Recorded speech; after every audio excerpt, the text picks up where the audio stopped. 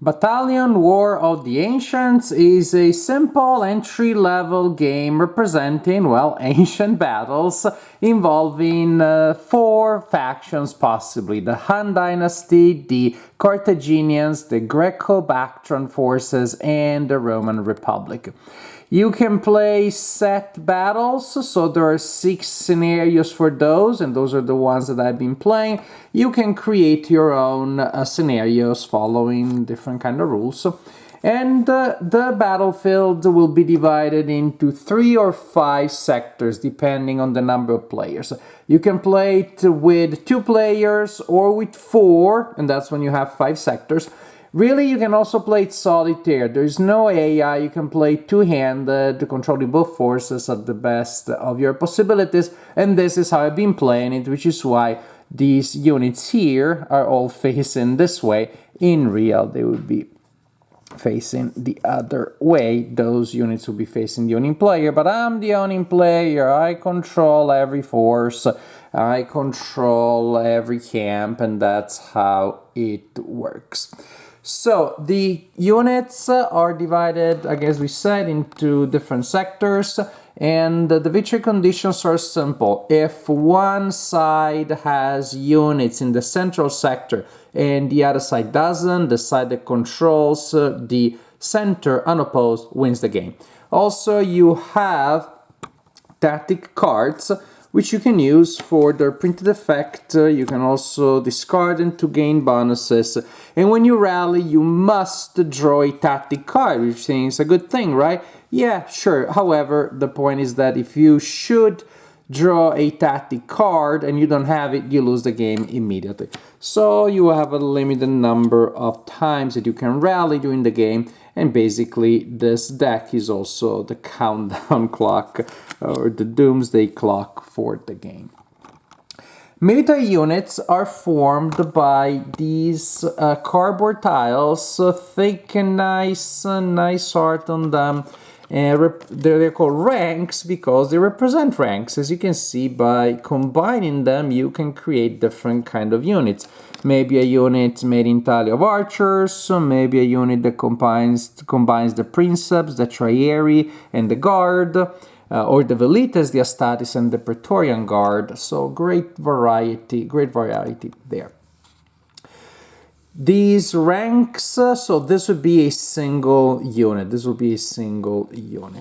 A couple of other things, there may be keywords indicating what the unit containing that rank can do. For example, here we have steadfast, discipline, attrition, and worry not. You have a very simple and well laid out player aid that you can keep handy to check what those keywords mean. Then you also have the identification, of course. These dots here represent how much damage a unit can take. When you take damage, you can add disorder, represented by these tokens here, to a unit. And suppose that this unit here takes one disorder, then I can do it like that. Boom. When you place damage, it doesn't go on a single specific rank, it goes on the unit itself. I can also choose to simply remove ranks to pay for that number of damage points. If this unit took 2 damages, then I can remove 2 hits, then I can remove this one to pay for it. And you always absorb damages starting from the front and moving backward. So that's what those tokens are, those symbols are, and that is what also how you take damage. These numbers here are attack numbers to hit, and there is 2 of them. When they have the black background, that's the number that you need to roll, meet or exceed to score a hit on an 8-sided die. The ones with the black background is the number you need to meet or exceed to score a hit. In melee, the white number, the dice with the white background, those are the numbers to hit in in range combat. And so as you can see, a unit may have only one of them. These guys don't fire in any significant capacity, or it may be both of them. The archers may have to fight melee, and they can fight somewhat in melee, but they only hit with an 8. As you can see, a unit can hit on multiple times during an attack, and we will see how that works. So then, as you probably saw, I mentioned the camps before. The camps are when you place these tokens here, the order tokens. But here's the plot twist. You will need to spend order to order your units, but the plot twist is, boom, these are also the disorder tokens. And you have a limited amount of them. And that's there's something interesting there going on, as you will see, with the economy of these disorder tokens.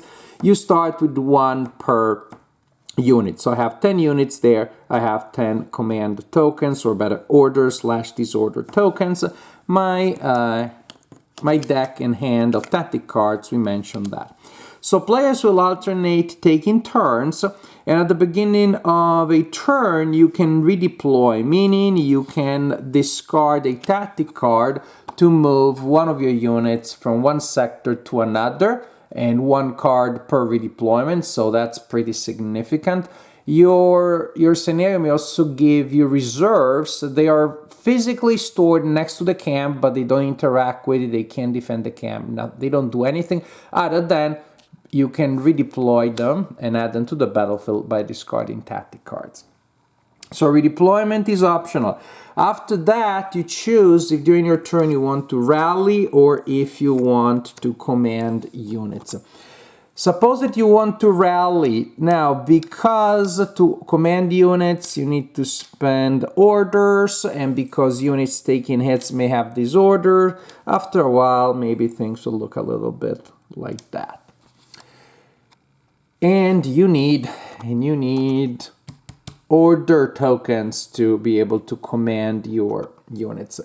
So when you rally, you're gonna do this. When you rally, since again your units in the battlefield may have a mix of order and disorder tokens, when you rally, you take all of your order tokens and you place them in your camp, making them available to order your units later. And then you take the disorder tokens and you flip them, you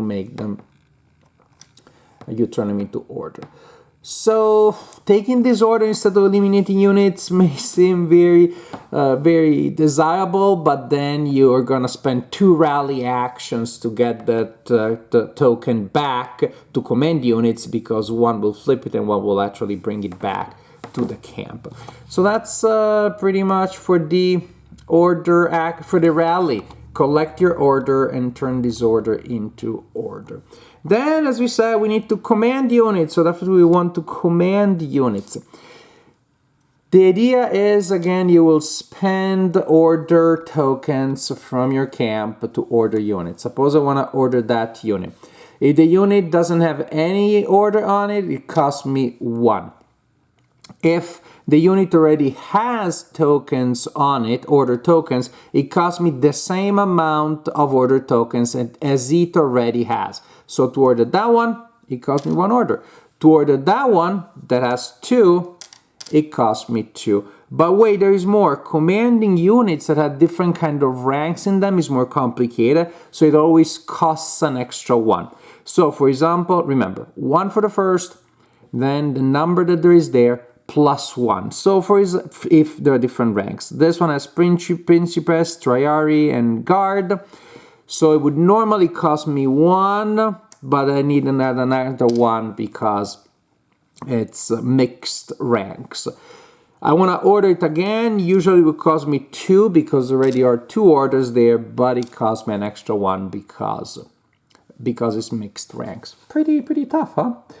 Now, we order our units. Time to do something with them. With a unit that is ordered, you can choose to declare a range combat, and that is simply the unit has range and you declare it and resolve it. We'll see how that works. Or it's possible the units are already in contact from previous actions, and in which case you simply declare an attack with an engaged unit against the unit it is engaged with. It may also be that multiple units are fighting in an uneven manner that way, and then you decide in which case which one you'll be attacking. Or you're charging, so you're closing in, trying to make contact. Now, when you charge, you declare the unit you're charging with, this one. But you don't have to declare the target yet. You're not committed to any target. Now, your opponent that's being charged can declare a reaction. A reaction is an activation that costs exactly the same as usual. The player being charged can declare a barrage fire, and so that simply I activate a unit with range capability and I fire against the charging unit as normal. Or I can counter charge, which is I maneuver. I move and I try to meet you, because maybe I'm afraid that you're gonna slaughter these poor archers here, so actually I'm gonna intercept you. I'm gonna activate a bigger unit and I'm gonna do that. So those are the possible reactions there, fire or counter charge. So either because you were already in combat or because you charge and you make contact, you may have to resolve melee, plus again you have to resolve range attacks if you do them. How does it work? How does combat work? It works exactly the same, just with the difference again of which values you use. The white background in range and the black background in melee. How do you do? Well, suppose that this unit is fighting against that unit there. You start by taking 3 dice. They are regular 8-sided dice.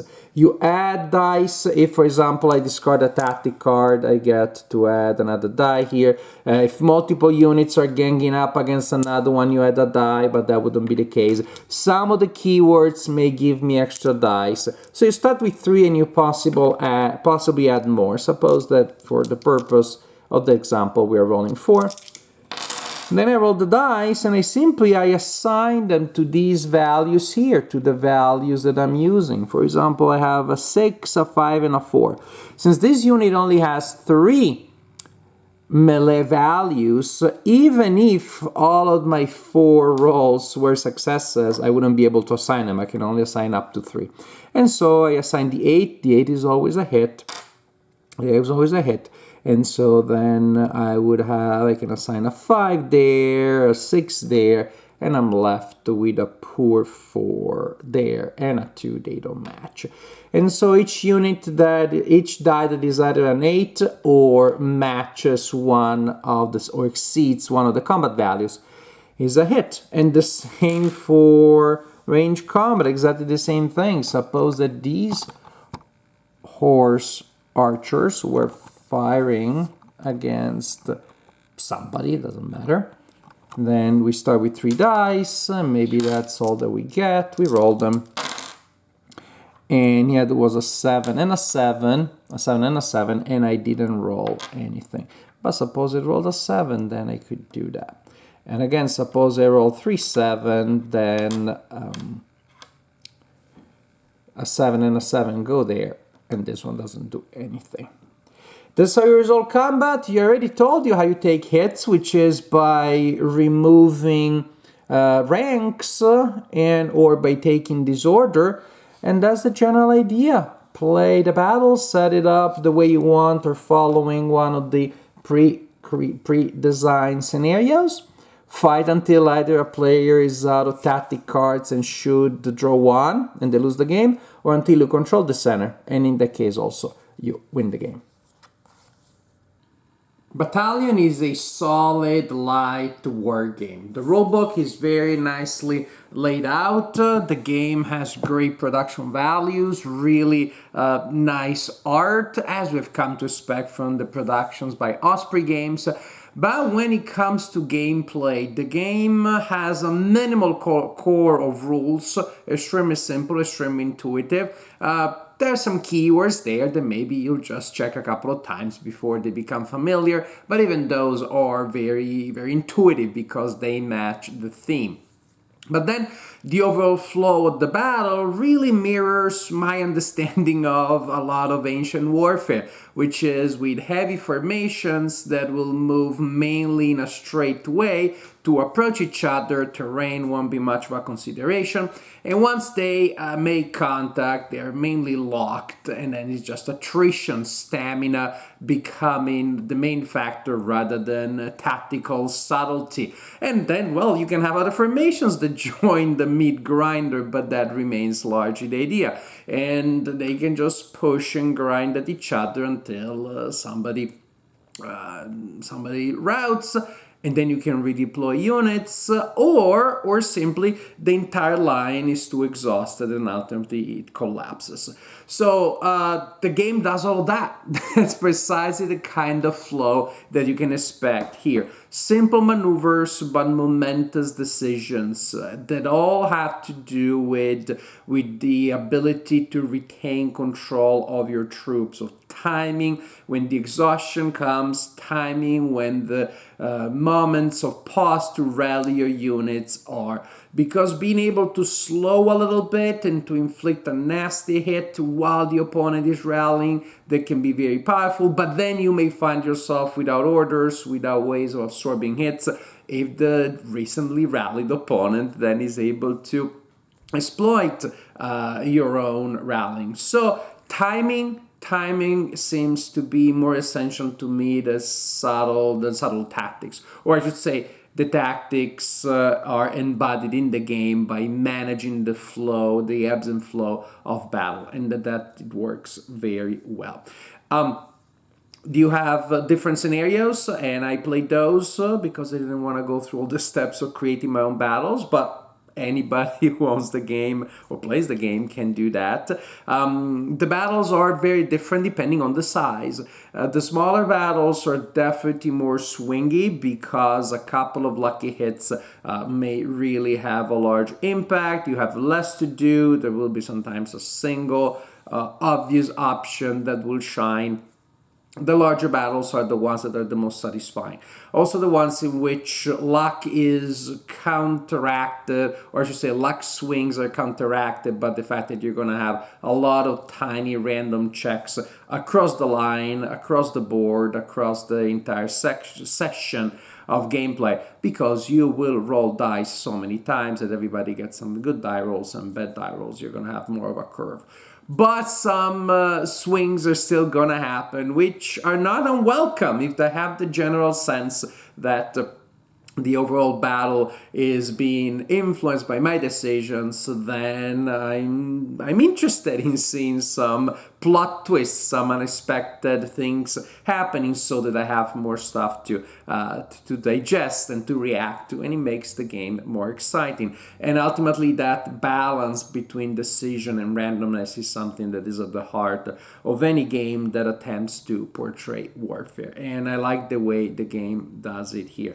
So we got nice components, very digestible rules, so simple gameplay, simple rules, and simple gameplay that nevertheless feels pretty thematic, has a lot of nice tiny details, so with those keywords that yet really matter, because the Roman troops that are good at taking and inflicting attrition, then you want them to be the grinders, get them stuck, locked to an enemy unit, and gain the advantage. They have the long game advantage, but chariots come and go. They hit and run. Mounted archers, they do the same thing.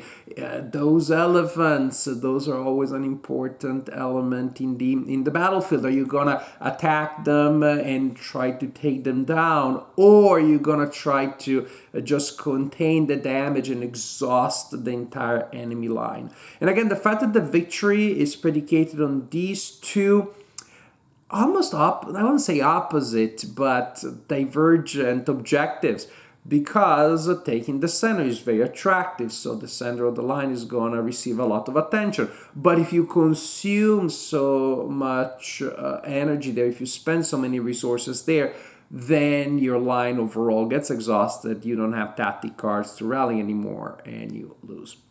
So, simple gameplay with a lot of interesting decisions that you make, and the overall thing seems very thematic at the level of the general dynamics of ancient warfare.